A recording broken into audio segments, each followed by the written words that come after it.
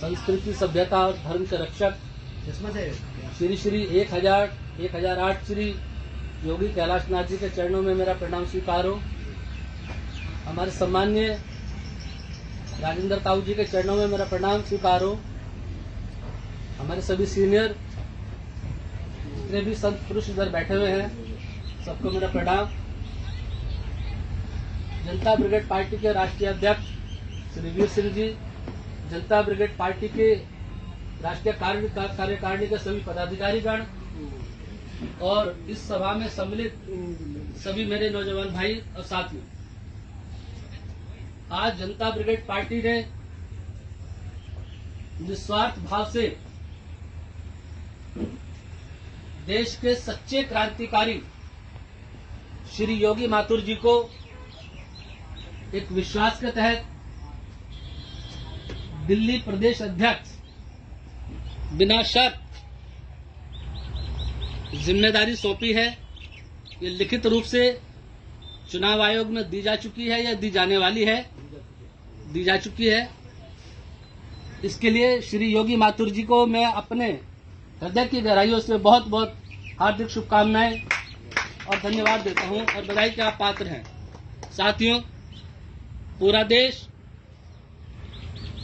हमारे सैनिक भाइयों पर गर्व महसूस करता है, रात को बिना डर के सोता है कि हमारे सैनिक देश की सीमाओं पर मौजूद है।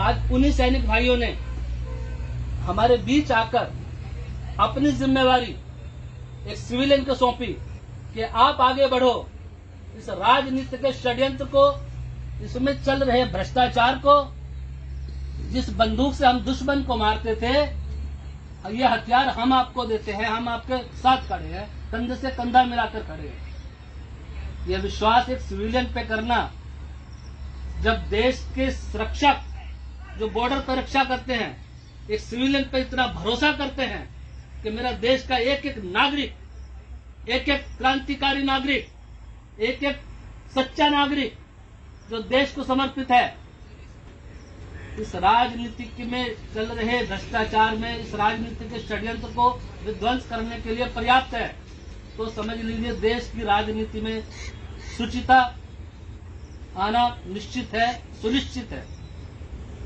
और ये हम सबका कर्तव्य है कि हम जनता ब्रिगेड पार्टी के प्रदेश अध्यक्ष, दिल्ली प्रदेश अध्यक्ष श्री योगी माथुर जी को हर तरह से, तन से, मन से, धन से, समय से, शरीर से साथ खड़े हों और एक विश्वास के साथ, जैसे हमारे अध्यक्ष जी ने कहा भी कि ऐसा ना हो कि लोगों के मन में कोई लालसा आ जाए कि कोई व्यक्ति किसी से आगे क्यों निकल रहा है। ये आज के आधुनिक समय में और आदिकाल से प्रतिस्पर्धा की दौड़ हमेशा रही है, लेकिन पार्टियां तभी आगे बढ़ती है जब समन्वय बनाकर हम लोग चले। सबसे जरूरी है विश्वास। अगर हमारे अंदर विश्वास की ही कमी है तो हम आगे नहीं बढ़ सकते।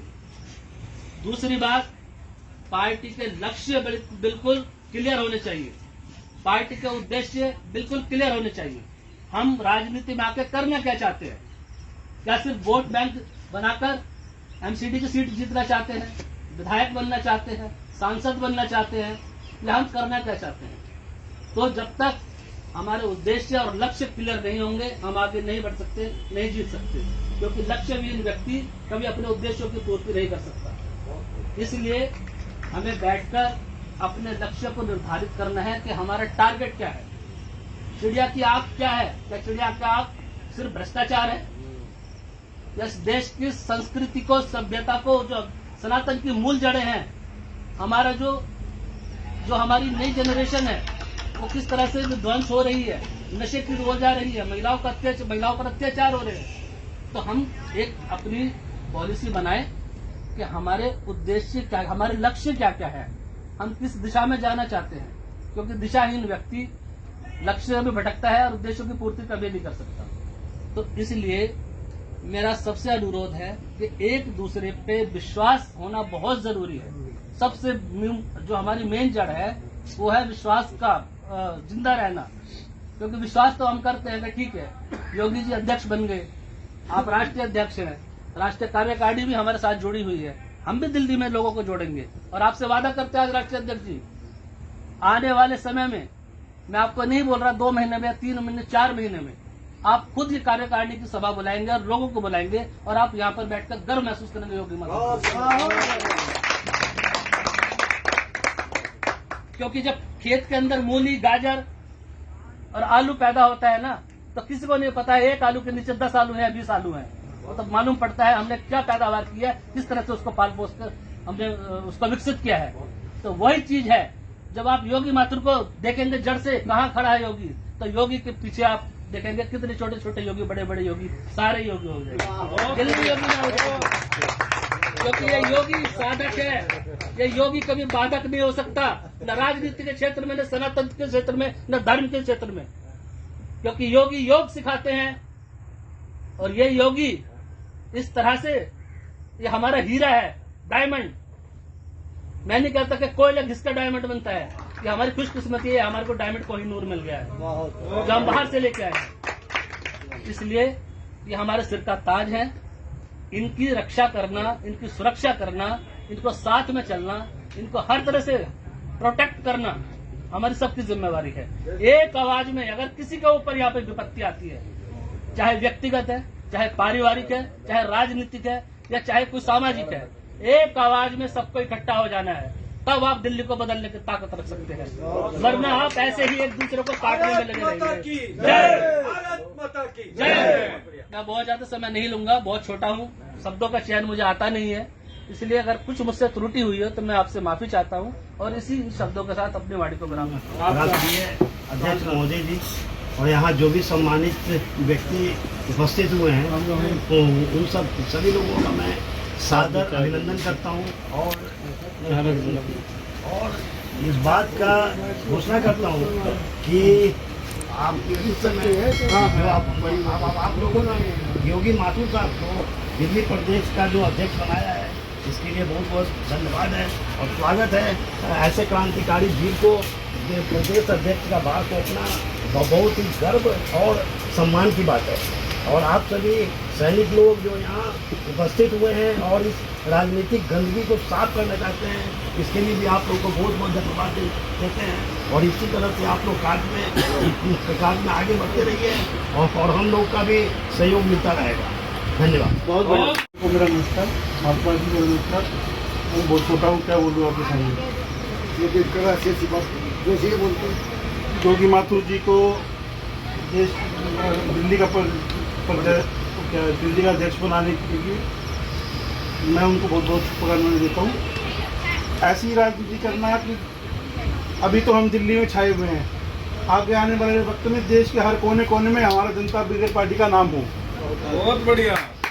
और ऐसी राजनीति करना कि देश की जो नारियां हैं उनका सम्मान हो। हर जगह ये जो राजनीति चल रही है, इसको खत्म करके अपनी राजनीति, अपनी ही जनता ब्रिगेड पार्टी का हर जगह नाम है। मेरे सभी साथियों,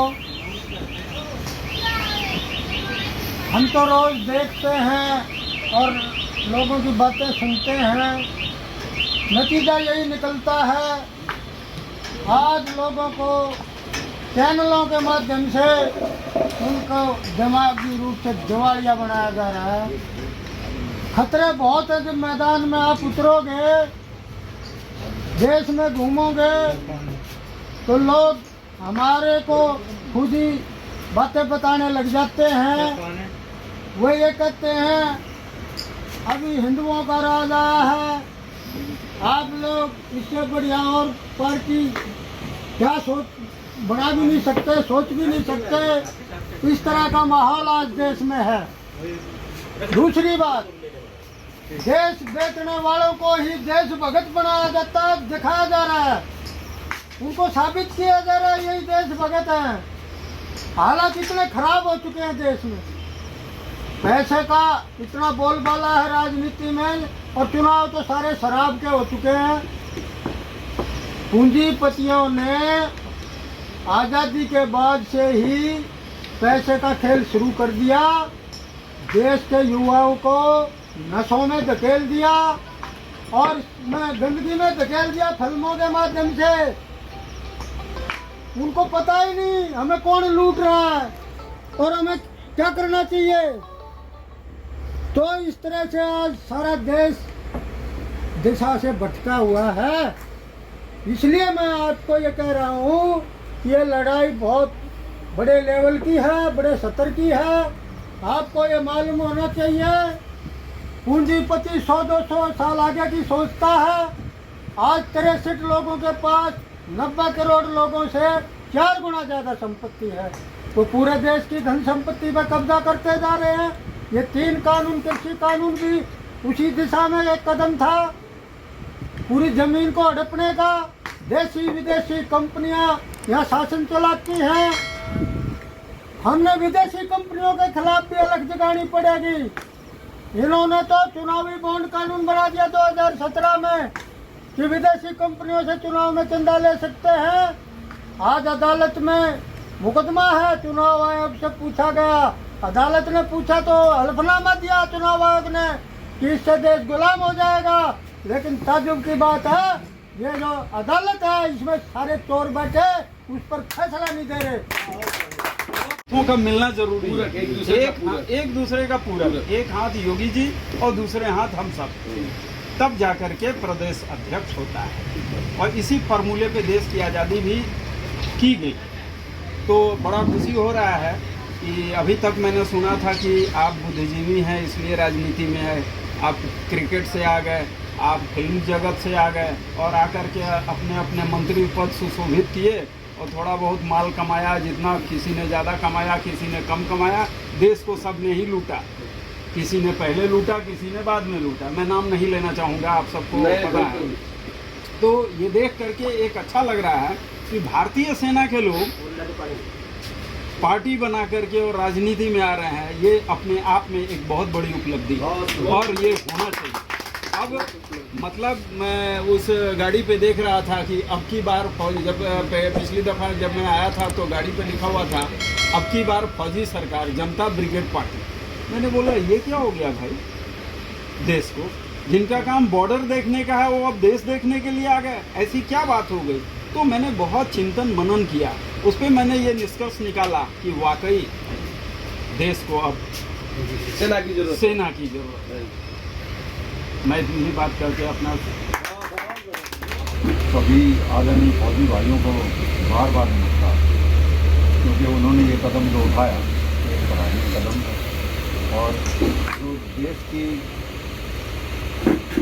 सीमा पर अपना सीना तान कर और बाकी जो देश में लोग जो चैन से सोते हैं वो इनकी बदौलत होता है। सीमा की रखवाली ये करते थे, हम चैन से सोते। अब इन्होंने देखा तो चैन से सो रहे हैं, वो चैन से अंदर भी नहीं सो रहे। सीमा पर तो हमसे ही, हमें तो अंदर भी देखना पड़ेगा। तो एक बहुत बड़ी उपलब्धि होगी। आप ये अंदर का काम भी संभालें और बाहर का भी करें। जब सैनिक अंदर का काम भी देखेंगे, बाहर का भी देखेंगे, इसकी और भी गति आएगी और आप और आगे बढ़ेंगे। यही मेरी छोटी सी प्रार्थना आपसे है और आप आगे बढ़ो और इस पार्टी में ज़्यादा से ज़्यादा सैनिकों को जोड़ो। जितने देश में सैनिक हैं उस सबको जोड़ दो। उन सैनिकों के परिवार ऑटोमेटिक जुड़ते चले जाएंगे और कुछ भी ताकत नहीं जो आपको पीछे हटा दें। बहुत निवेदन है छोटा सा, आप काम करिए और आगे बढ़िए। हमारी तो छोटी सी, हम तो एक मजदूर किसान का बेटा हूँ मैं, किसान खेती करता हूँ। अब भी कोई बाजू में कोई राजनीतिक आदमी नहीं है, मैं अपनी खेती करता हूँ। उसके बीच में जो मेरे पास समय बचता है मैं दफ्तर में त्यौहार लगाता हूँ। ये काम क्यों नहीं हुआ, इसका कितने दिन में हो जाएगा ये काम। डीसी से लड़ता हूँ, एसडीएम से लड़ता रहता हूँ, किसी से भी लड़ता रहता हूँ। जब तक वो काम करने की हाँ नहीं करते, वो बोला आपका रोज़ का काम है, बोला परमात्मा को मनाने के लिए रोज़ फूल लेकर जाऊँ। मैं कि फूल लेकर मैं तो धमकाऊँ जाऊँ सही बात मैं फूल लेकर जाऊँ, मैंने धमकाऊँ जाऊँ। अब वो जाते हैं जी आ जाओ, और मैं आ गया। पीछे के प्रोग्राम का कह रहा उसकी प्रोग्रेस बताए, वो अभी प्रोसेस में है, मगर ये प्रोसेस में रहेगा कि आगे भी निकलेगा। ये अंडर प्रोसेस का जो शब्द है, आप इसको छोड़िए, इसको आगे बढ़ाइए और इसकी कार्य जो गतिविधि है उसको बताइए क्या हो। तो कहेंगे जी नहीं ठीक है जी, इसका जरूर इस पर। अरे भाई आप तनख्वाह लूट रहे हो, आ रहे हो, जा रहे हो, जब तक आप यहाँ इस दफ्तर में नहीं आए थे तब तक तो ये मेरे भगवान अभी नौकरी लग जाए तो मैं लोगों के काम करूँगा। जब नौकरी लगी, अरे मेरा बच्चा तो विदेश भेजना था, मैंने तो अरे किसकी सिफारिश लगाऊंगा, इसी बात में उलझ रही है भी। पब्लिक लाइन में लगी होती है, वो काम नहीं करते, बिल्कुल नहीं करते। ये हर एक दफ्तर का मैं बता रहा हूँ, मेरे तो बहुत साल हो गए दफ्तर में चौड़ लगाते, उनने मेरा पार्ट का जो तस्में रहा होगा था क्या थोड़ा गई का जगह मैं तू बाहर लेकर के देख, मगर भाई तू मेरी के नौकरी हो, तेरी रेड लाइन करवा दूंगा 1 सेकंड मैं तेरा 2 मारूंगा, तू मारेगा तो आपका बंद हो जाएगा। आओ दे वही नहीं कहो जी, आप जो कह रहे हैं ना हम काम करोगे लगे रहो। पब्लिक जो है वो काम चाहती है, काम फौजियों की आदत काम करने की है, फौजियों की आदत लूटने की नहीं है। एक बार एक पुराने समय की बात है, किसी उस सभा में बुलाया गया, भाई ये फौजी भाइयों का स्ट्रक्चर ऐसा है, स्लिम बॉडी है, इसका कारण क्या है? वो बोले भाई ये उनसे पूछा भाई आपकी ये स्लिम बॉडी कैसे? बोला भाई देश के लिए पैदा होते हैं, देश पे मर जाते हैं। ऐसे एयरफोर्स वाले को बुलाया, उसने भी यही जवाब दिया। फिर एक पुलिस वाले को बुलाया, भारी भरकम आदमी, तो बोला भाई तेरी बॉडी का स्ट्रक्चर इसका क्या कारण है, इतना भारी भरकम हो गया?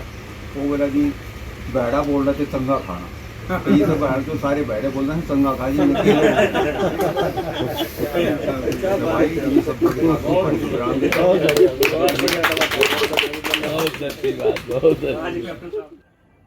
ओम धैर्य धारणम। जय हिंद, जय भारत, जय जवान, जय किसान। मैं योगेंद्र सिंह उपयोगी माथुर, पुत्र श्री महेंद्र सिंह माथुर, पुत्र श्री सूरज सिंह माथुर, गांव कराड़ा, दिल्ली कैसी, उदासना भाषी, जनता ब्रिगेड पार्टी और उसके साथ जुड़ी पूरी टीम का हृदय से आदर, आभार और अभिनंदन व्यक्त करता हूं। ये तो जिम्मेदारी दी है जनता ब्रिगेड पार्टी की तरफ से दिल्ली प्रदेश अध्यक्ष की, इस जिम्मेदारी को पूरे मन से, कर्म से, वचन से निभाने का पूरा प्रयास करूंगा, प्रसारित करूंगा, सभी के आदर और सत्कार करूंगा, सभी के विचार और संस्कारों को लेकर चलूंगा। और पिछली वीडियो में मैंने बोल रहा था और अभी बोल रहा हूं, और आने वाले टाइम में एक बड़े लेवल पर प्रेस कॉन्फ्रेंस भी करनी पड़ेगी। यदि दिल्ली वासियों दिल्ली को बचाना चाहते हो, अपने भारत भूमि को बचाना चाहते हो, अपने अस्तित्व को बचाना चाहते हो, अपने आने वाली नस्लों को बचाना चाहते हो, अपने आप बचना चाहते हो, अपनी आन बान स्वाभिमान को बचाना चाहते हो, अपने देश की आन बान और स्वाभिमान को बचाना चाहते हो, देश की एकता अखंडता को बचाना चाहते हो, तो जनता ब्रिगेड पार्टी पे विश्वास करना पड़ेगा। मैं जानता हूं समय काल बहुत विपरीत है।